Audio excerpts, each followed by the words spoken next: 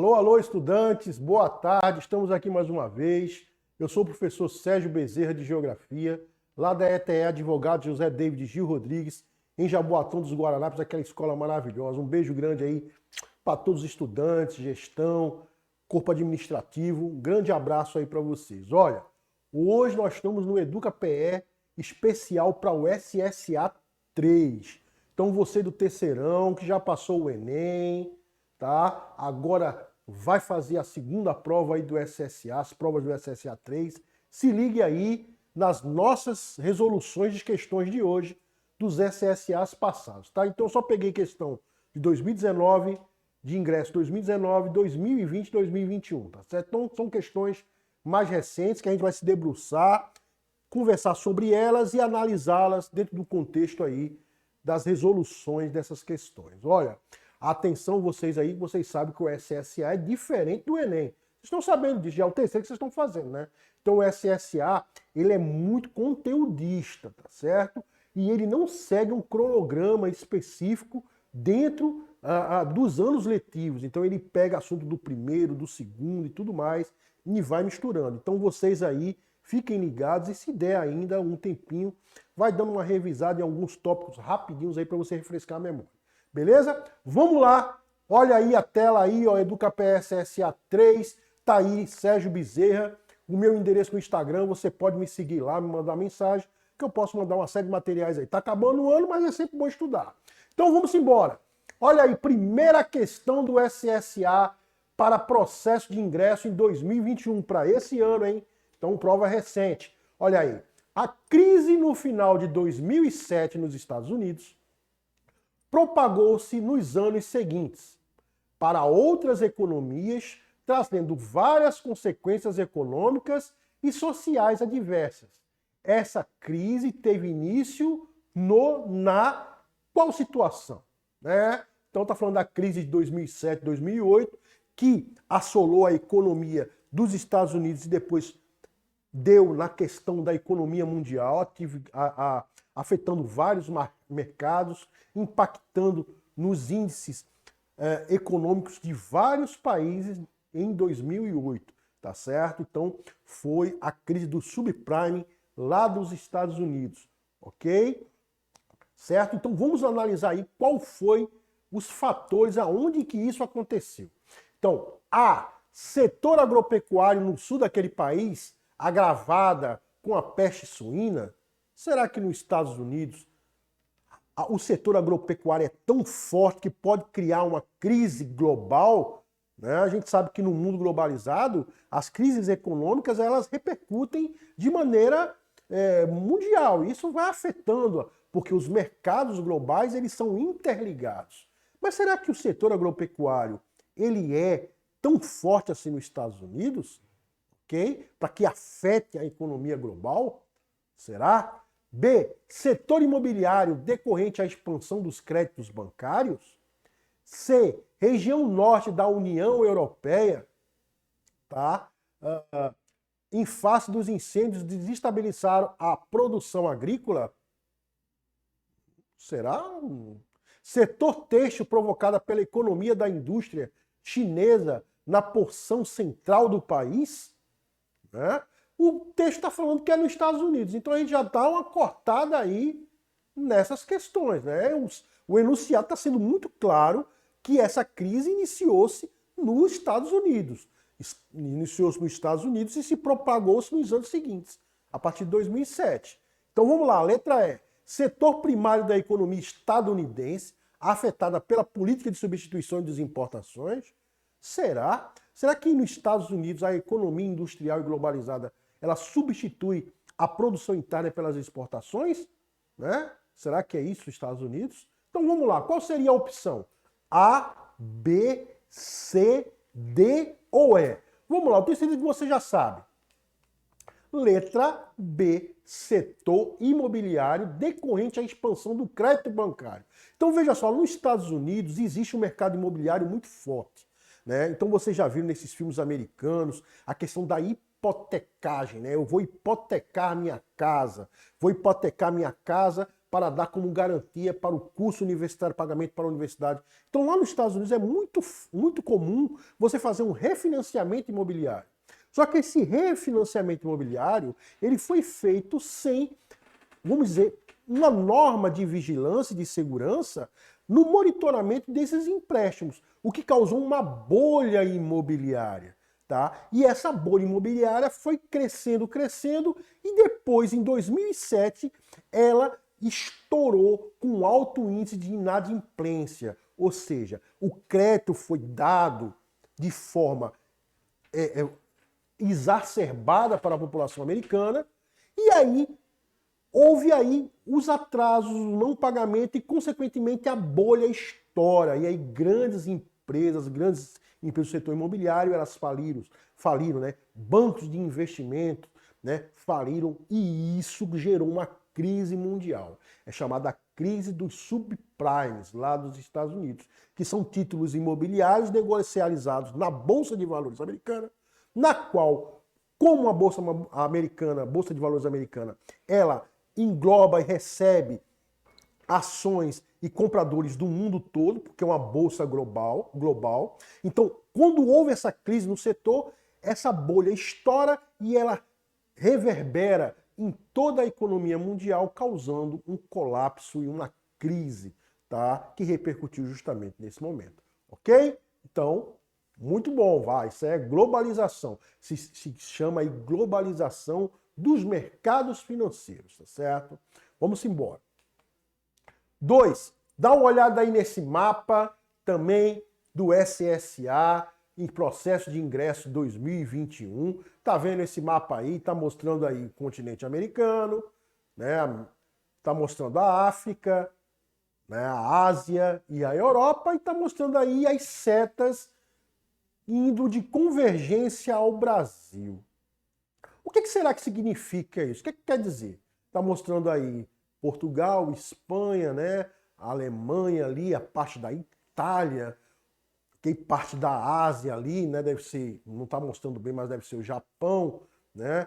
Aí os países da América Latina também ali, ó, a Chile, Argentina, Bolívia, todas elas indo convergente ao Brasil.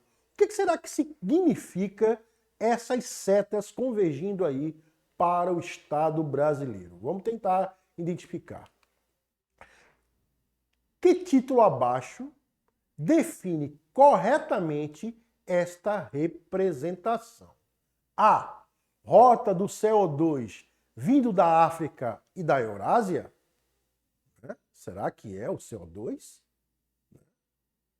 Fluxo populacional? Circulação atmosférica global? Fluxos comerciais intrasazonais entre, né, determinados períodos do ano? Migrações pendulares por causa de políticas? Por causas políticas? O que será que significa essas linhas aí? Olha, rota de CO2 vindo da África e da Eurásia não é, né? Porque você está vendo que está vindo aí outras linhas vindo da América Latina, da América do Sul, convergendo para o Brasil. E você está vendo aí que é do leste oriental, né? Que está vindo essa seta. Então não tem nada a ver com CO2. Não é? Não tá, e, não tá, e necessariamente você não está vendo aí essas linhas saindo diretamente da África, ela está saindo da Europa. Então a A está completamente errada. Fluxo populacional, será que é o fluxo populacional? Circulação atmosférica também não é.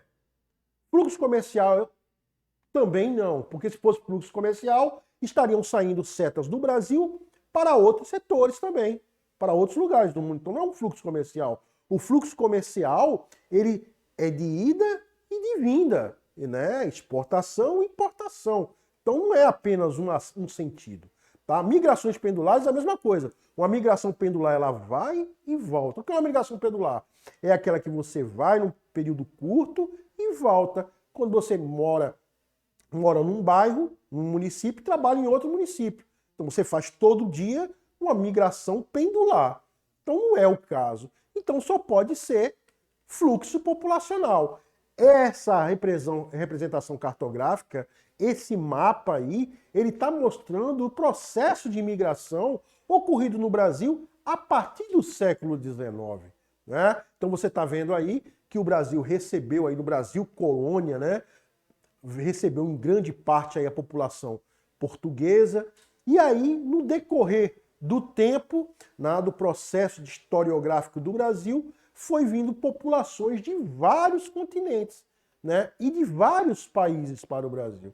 Então, é um mapa histórico, tá? Então, nós mostrando aí a relação do fluxo migracional de pessoas para o Brasil. Beleza? Vamos embora, hein?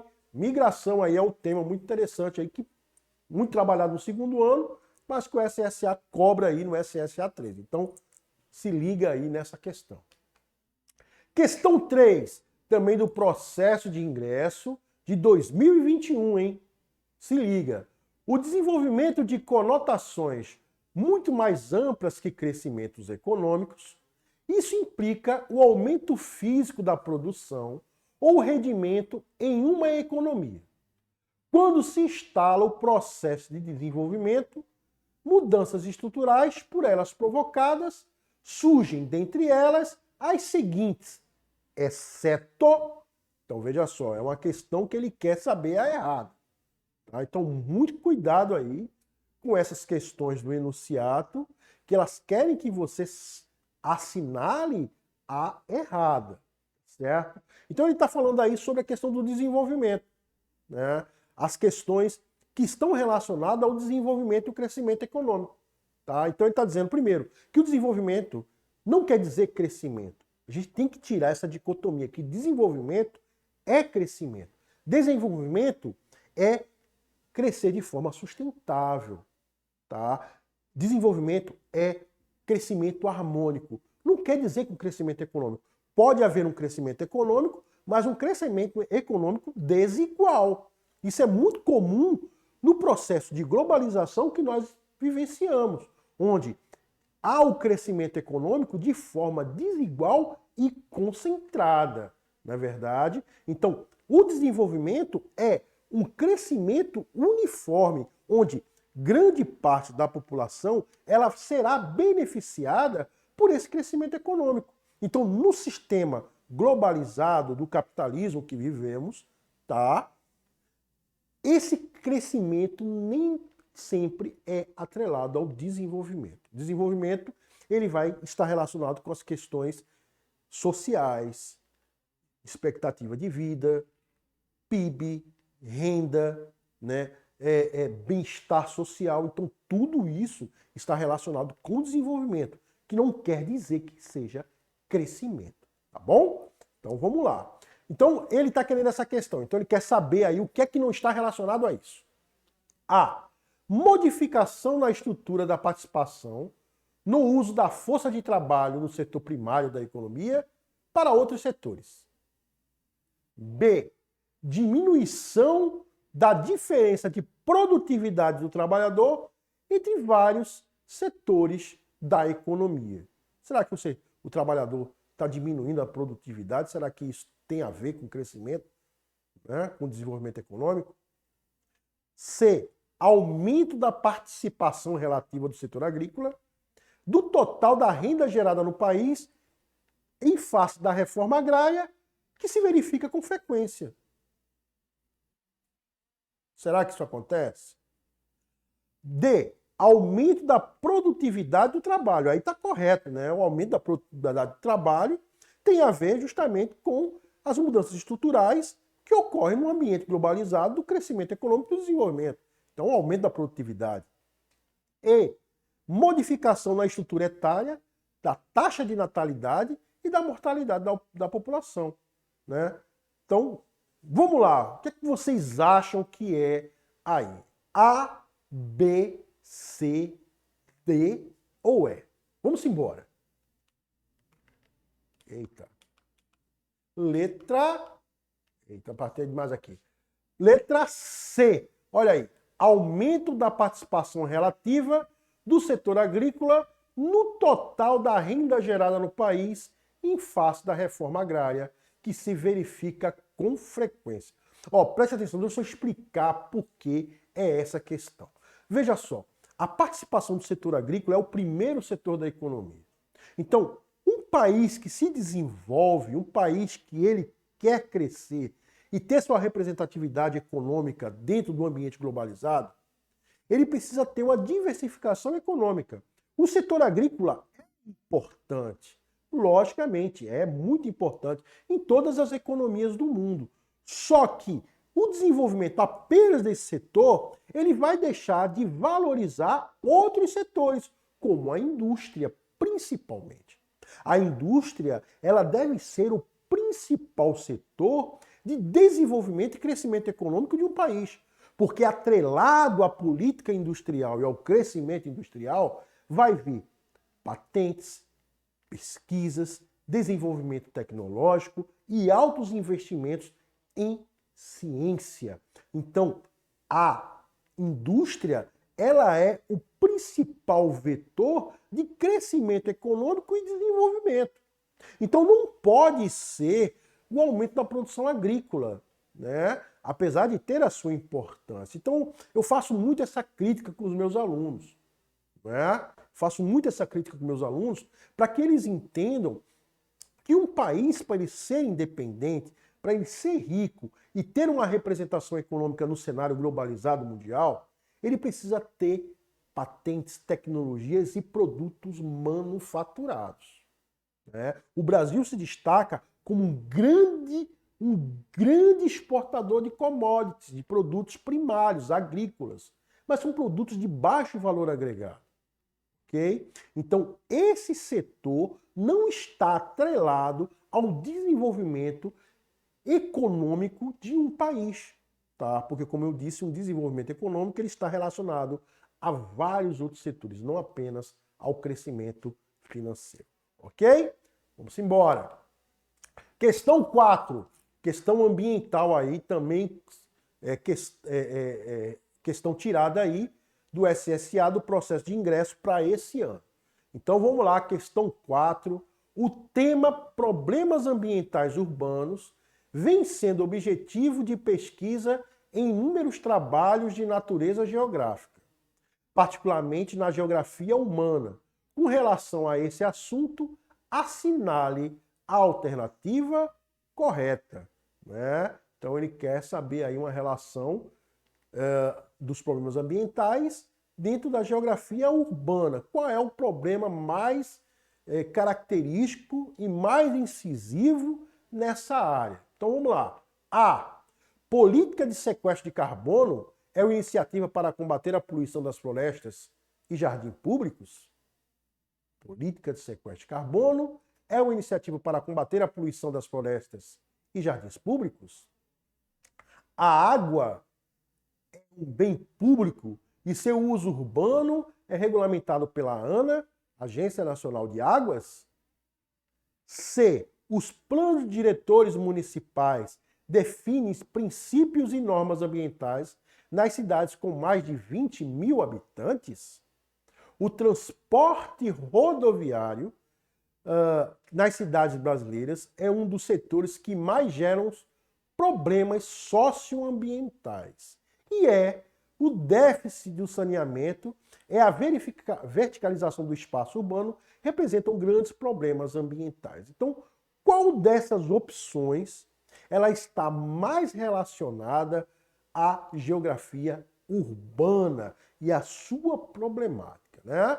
Então, ele está querendo aí na questão um foco direto na geografia urbana e na problemática que é demasiadamente estudada. Ok? Então essa é a questão. Então, política de sequestro de carbono é uma política de combate à poluição em florestas e jardins públicos? Não, né? Não é o combate à poluição nas florestas, né? As florestas, elas são captadoras de CO2, né? De carbono. Então não é isso, tá certo? Não é essa relação aí. A floresta já não está atrelada à questão ambiente urbano, ela está mais relacionada ao ambiente rural, né? As áreas com menos concentração humana, mas elas não são poluídas, elas captam, né? A questão da floresta é captar o carbono, fazer o sequestro de carbono, né? B, a água é um bem público e seu uso urbano é regulamentado pela ANA? Não. O uso urbano é regulamentado pelas prefeituras e pela empresa que faz o tratamento da água. Não é também a B. C, o plano de diretores municipais define princípios e normas ambientais das cidades com mais de 20 mil habitantes. Não é que elas definem, elas orientam, elas têm um parâmetro, tá? Então, não é bem assim. Então vamos ver aí qual é a resposta.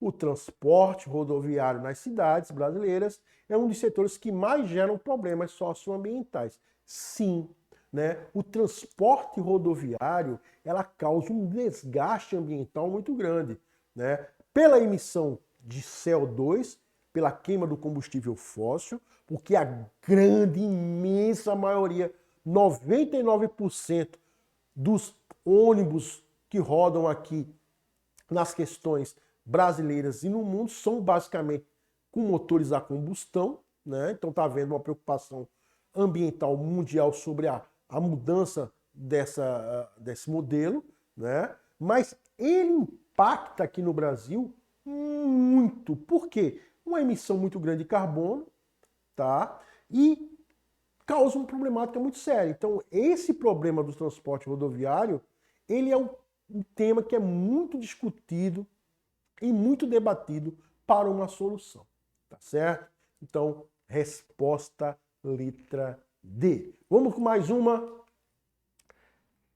Questão 5, processo também de 2021, exposta em 1798, foi a primeira teoria demográfica de grande repercussão nos meios acadêmicos, políticos e econômicos. E até hoje é a mais popular de todas, apesar das falhas que apresenta. Preocupado com os problemas socioeconômicos, desemprego, fome, êxodo rural, rápido aumento populacional, decorrente da Revolução Industrial e que afetavam seriamente a Inglaterra, o seu autor expôs a famosa teoria a respeito do crescimento demográfico. A que autores o texto se refere? Então, qual teoria é essa? Teoria malthusiana? Teoria marxista do crescimento populacional? Teoria do ecodesenvolvimento populacional? D.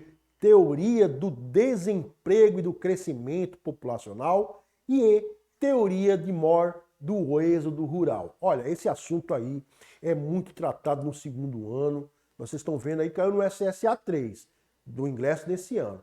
Então ele está falando aí de teorias demográficas. Então a gente está falando aí, vocês com certeza sabem, que ele está falando da teoria malthusiana, né, de Thomas Malthus, que foi relacionada, ela foi criada em 1798, decorrente da Revolução Industrial, né, da primeira Revolução Industrial, onde a Inglaterra começou a receber uma quantidade de pessoas imensa em razão do processo da industrialização.